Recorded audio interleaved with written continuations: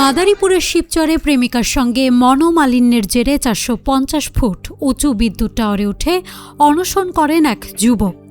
খবর পেয়ে প্রায় 6 ঘণ্টা পর ফায়ার সার্ভিস ও পুলিশ তাকে উদ্ধার করেছে।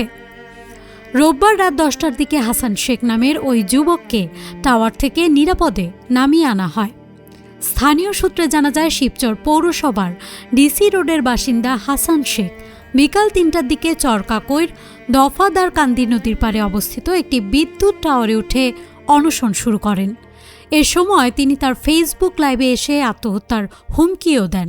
একটা মেয়ের জন্য একটা ছেলে কতটা ভালোবাসলে তিনি এতটা উপরে উঠতে পারেন, উঠে আত্মহত্যা করছেন। এবং কি মেয়েটাকে নাকি ফোনও দিছে, ঠিক আছে, ফোন দিয়ে বলছে যে তোমার যদি আমি না পাই আমি থেকে লাভ দিব।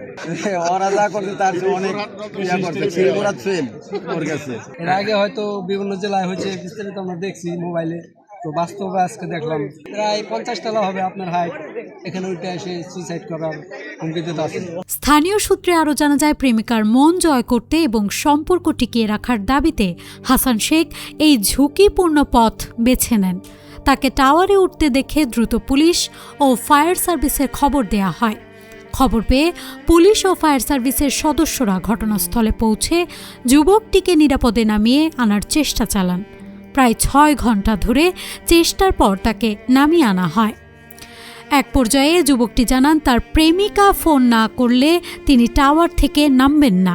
এদিকে এই চাঞ্চল্যকর ঘটনা দেখতে টাওয়ারের নিচে উৎসুক জনতার ভিড় জমে। সবাই উদ্বেগ নিয়ে যুবকটির দিকে তাকিয়ে থাকে এবং তাকে নিরাপদে নামিয়ে আনার জন্য প্রার্থনাও করেন।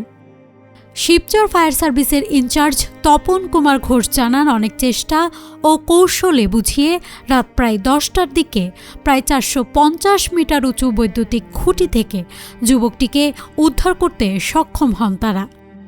উদ্ধার করার পর ওই যুবককে পুলিশের কাছে হস্তান্তর করা হয়েছে।